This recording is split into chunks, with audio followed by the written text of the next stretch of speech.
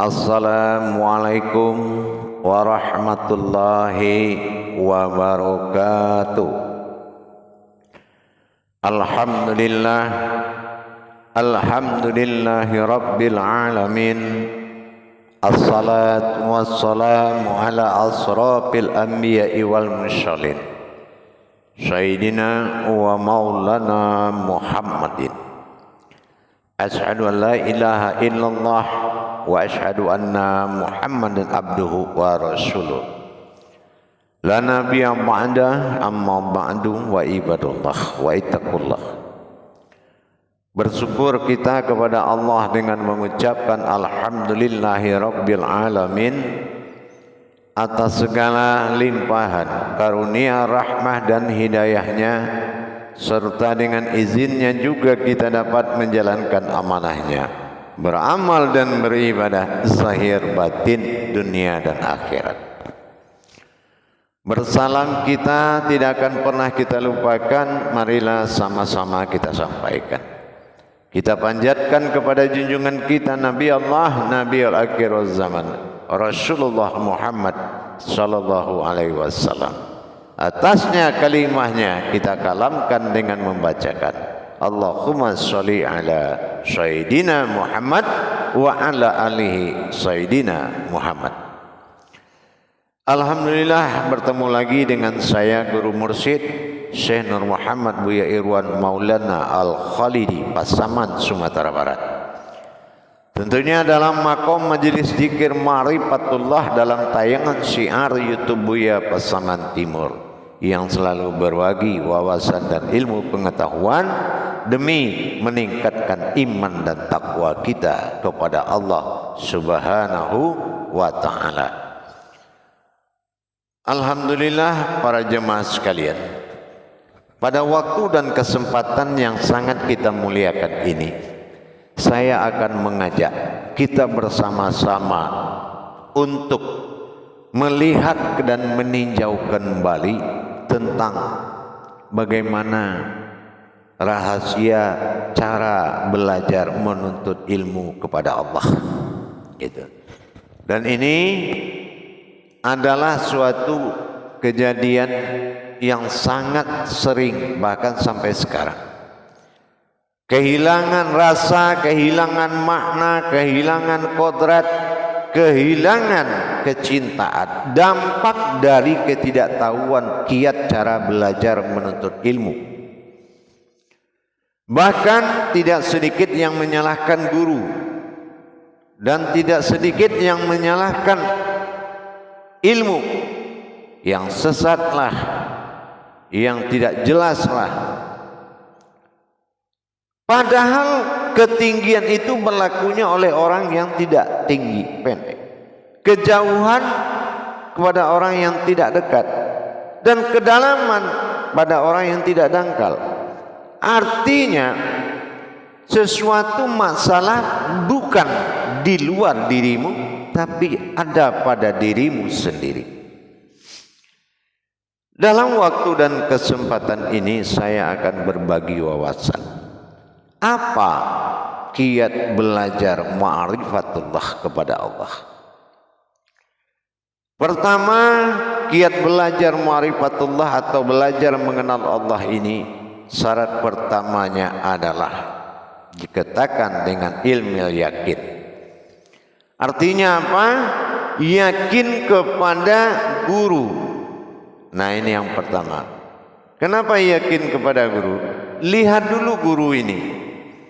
Apakah guru ini seorang yang bercerita kekayaan dan bercerita tentang kekayaan ilmu yang dia punya? Setiap kali ada pengajian dia hanya bercerita sebuah pengalaman yang membuat kita kehabisan waktu bertahun-tahun.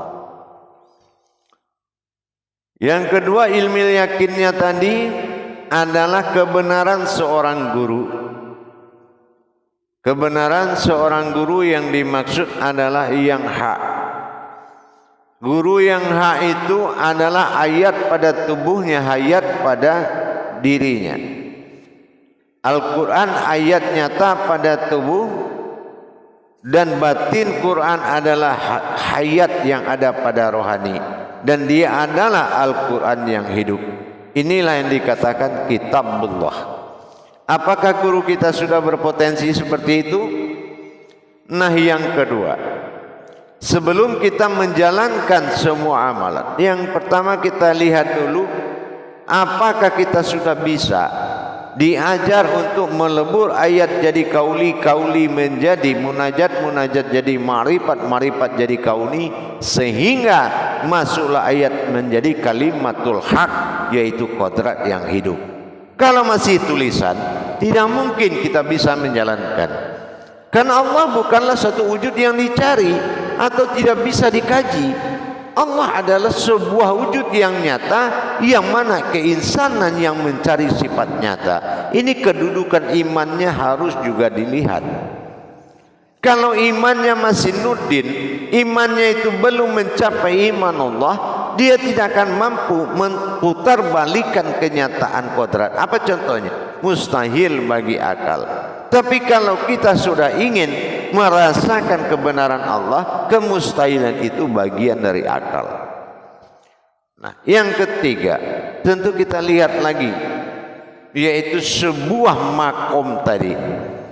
Apakah makom ini menuju suatu pemahaman aliran? Apakah pemahaman suatu amaliyah? Apakah kodratnya ibadah? Apakah kodratnya ilmu? Ini akan melahirkan suatu sejarah yang berbeda dalam nama yang sama. Ini juga kita harus tahu. Yang ketiga, apakah guru ini sudah amir diri kita, amirul mukmin? Nah, apakah dia sudah pemimpin diri kita? Nah, kalau pemimpin ilmu, belum tentu menjadi pemimpin diri kita. Nah, ini perlu rasa dan pengakuan hati yang lebih kuat, bukan kesalutan menjadikan seorang itu guru. Nah, berikut lagi, guru yang hak, ilmu yang hak, kaji yang hak. Nah, ini tiga ini. Murid yang hak, guru yang hak, kajian yang hak. Kalau kajian ini belum hak, aslinya kajian ini belum menjadi kaji wujud, masih dihakikatkan, nah ini belum masuk kepada yang hak. Ini istilahnya sebelum masuk ke tauhidnya, masuknya ke tauhid. Nah, cara dan kiat dalam memahami belajar, aku bersifat pada sifatku sendiri.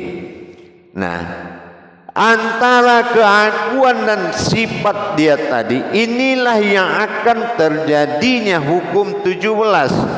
Apa hukum 17? Satu zat pegangan dulu guru dan 7 sifat pegangan umat. Satu zat pegangan guru, 7 sifat pegangan umat disebut kehidupan daripada zat bernama ma'nawiyah, ma'ani.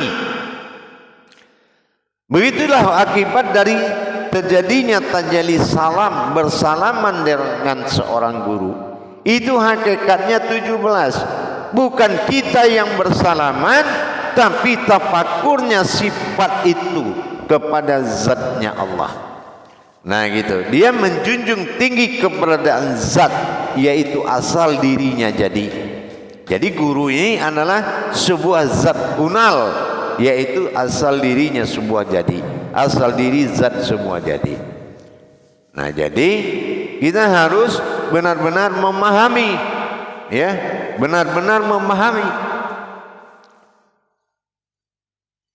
Jadi tidak boleh kita ini menyalahkan semua perbuatan tanpa kita memahami terlebih dahulu, ya, memahami terlebih dahulu, gitu.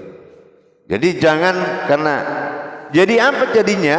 Kiat cara belajar itu, saksikanlah olehmu sifatnya menerima wahyu dari zatnya Allah. Ini jadi kitalah yang menjadi sebuah saksi dalam belajar tadi, yaitu bersaksinya menyaksikan sifat belajar menerima wahyu dari zatnya Allah. Nah, cepat kita bisa. Tapi kalau kita menghadirkan kemanusiaan kita, kita buka kesemangat, kita buka hati nurani untuk belajar, tidak bisa.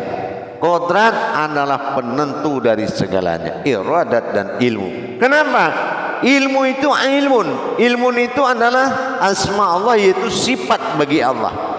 Jadi kodrat ini sudah ilmu, tapi untuk mentajalikan dan menghubungkan butuh bimbingan yang hak. Jadi tidak mungkin kodrat Allah dibawa lagi belajar mencari guru-guru. Artinya ilmu mencari ilmu itu kan tidak mungkin. Artinya kita harus memahami kodrat yang bersifat tadi. Jadi kita harus melaksanakan kiatnya. Bagaimana sebuah sifat ini kita lihat dalam menerima wahyu dari zatnya Allah. Itu kiat hakikat yang paling hak untuk belajar. Jadi kita meningkatkan pelajaran tersebut tentunya dengan menyaksikan sifat menerima wahyu daripada zat. Inilah 17. Makanya di saat juga kita bersalaman, berkah sifatnya kepada zatnya, disitulah salbiyah menerima salaman dari nafsiyahnya, dari manawiyahnya, disaksikan oleh nafsiyahnya. Nah, disitulah fungsi bersalaman, bukan sebuah tingkatan salaman yang beramaliyah, tidak. Ya, nah ini adalah hukum hakikat yang harus dilaksanakan bagi orang yang belajar. Kenapa? Yang bertafakur dan yang bersilaturahmi adalah sifatnya sendiri kepada zatnya. Nah ini adalah makna daripada kita. Jadi kalau kita melihat bulat dari kening ini adalah ma'ani adalah wujud dari segala ma'nawiyah, maka kita menundukkan zatnya Allah yang ada di dalam diri atau nyawa seorang guru. Disinilah keberkahan amalan yang kita tuntut. Kalau ini tidak bisa dipahami, maka apapun yang kita tuntut tidak akan pernah diberkahi oleh Allah. Bukan karena guru itu minta diagung-agungkan, tetapi hukum hakikatnya seperti itu. 17, makanya adab itu. 17 itu adab. 17, makanya 17 rakaat itu adab. Artinya beradabnya 7 kepada yang satu, beradabnya sifat kepada zat. Kenapa? Inilah tajalli Allah pada diri dalam Fatihatun Nasun berwujud sifat, dan bertunggallah Allah dalam zat kunah yang terlihat. Inilah batin yang zat yang muncul terlihat. Inilah amnya Allah. Jadi kalau kita sudah mengerti jalur-jalur rahasia Allah untuk menerima ilmu itu sangat mudah. Nah, jadi kita coba bagaimana kita bisa mendapatkan perjalanan ini dengan baik, belajar dengan baik, insya Allah berkah dunia akhirat. Mudah-mudahan bermanfaat buat kita semua. Jangan kita membicarakan sesuatu hal yang kita belum paham, tapi belajarlah terlebih dahulu. Ingat, tidak ada kata terlambat dalam belajar. Dan ingat, gurumu adalah ahli dirimu. Dia adalah orang tua yang ketiga dalam hidupmu. Yang pertama secara kodrat orang tua kita adalah Nabi Adam alaihissalam. Yang kedua orang tua kita adalah yaitu orang tua amanah yang di rumah yang menjaga dan mendidik. Yang ketiga orang tua adalah itu dinamakan abuna, artinya bapak rohani, guru.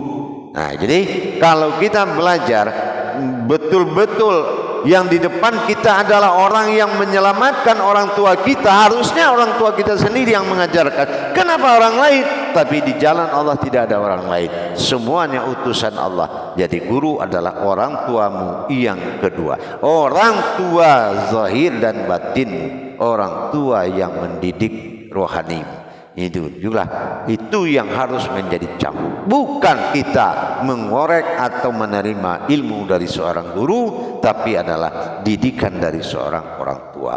Pasti itu berkah, insya Allah. Baik para jamaah sekalian, mudah-mudahan bisa dipahami. Tingkatkan pencintaanmu, kuncinya adalah hati. Kalau hatimu butuh Tuhan, maka kamu pasti mencari. Tapi kalau hatimu belum butuh Tuhan dan hanya kamu yang ingin berilmu, maka Allah tidak memberkahi. Tidak memberkahi. Faqulu min bi khairi ilmin ya'malu wa amal lahu mardudatul la tuqbalu. beramal dan beribadah tanpa belajar ilmu pengetahuannya, maka amal ibadah la tuqbalu, tidak diterima. Insyaallah. Mudah-mudahan bisa diambil manfaatnya, mudah-mudahan berkah insyaallah. Akhirul kalam, wabillahi taufiq wal hidayah. Assalamualaikum warahmatullahi wabarakatuh.